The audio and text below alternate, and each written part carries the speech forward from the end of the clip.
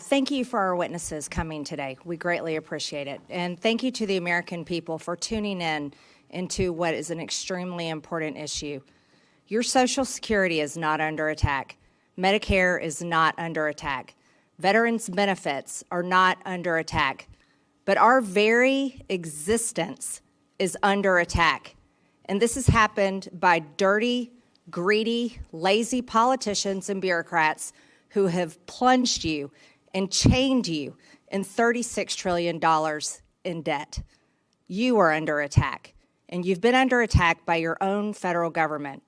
We're here today proudly to talk about how we can reduce this debt, and this is a bipartisan issue. Selling federal property and returning the money back to the American people is the right way to protect you. And as Republicans, we believe in this, and we proudly stand with President Trump, Elon Musk, and their DOGE efforts to reduce the size of the federal government, reduce the federal debt. And we are so grateful, and definitely America voted for President Trump to stand up for Americans, the American worker, and American companies with tariffs that return the order back to America and defeat the globalists who have attacked American interests, stolen intellectual property from American companies, and have turned rural America into a graveyard of factories that have been shut down and American jobs that have been shipped overseas. So I want to say directly, thank you, President Trump, for standing up for us. And we will be so happy when you stick up for us and make it fair again through these tariffs. The federal government's management of its massive real estate portfolio has been problematic for decades. Everyone knows it. The United States is $36 trillion in debt. In fiscal year 24, the government spent over $1.8 trillion more than it took in. And in fiscal year 25, the interest on our debt is expected to exceed $1 trillion. Many Americans are suffering every day while the federal government continues to recklessly spend hard-earned taxpayer dollars to foot the bill of luxurious, high-end furniture for offices, or on the flip side, carelessly waste billions on unused buildings and leases. Young people cannot afford to buy a house. For today's 27-year-olds, only 33% own their homes, versus 40% of baby boomers when they were 27. From 2019 to 2024, housing prices in my home state of Georgia increased by up to 67%, as did areas all across the country. Everything went up. Life became unaffordable. Over the past 4 years under Democrats, overall inflation hit 20%. The cost of food increased nearly 34%, and the cost of energy increased nearly 33%, and credit card debt was up nearly 50%.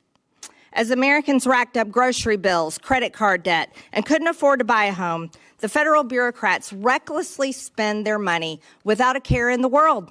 In the last year, 7 in 10 Americans completed at least one DIY project. Do it yourself. And nearly 50% said it was because they couldn't afford professionals to do it.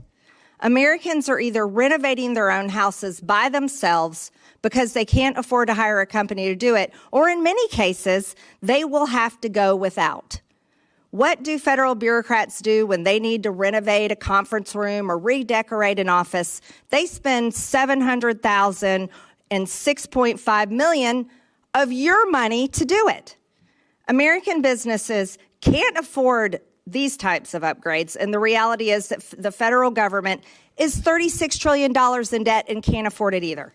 As we continue investigating waste, fraud, and abuse, we can look no further. The unconscionable amount of spending that the federal government spends on empty buildings and brand new high-end furnitures, and something as ridiculous as solar-powered picnic tables.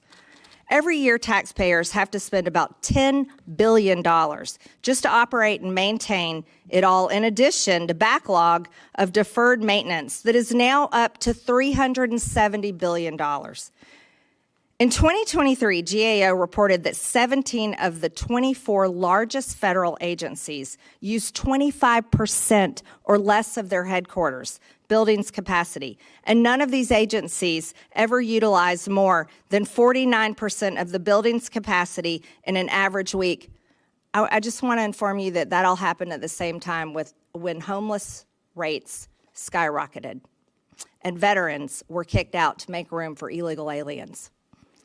When you own property in the real world, if you breach a term of your mortgage agreement, you mismanage your finances, or you miss payments, the lender will repossess your property and auction it off.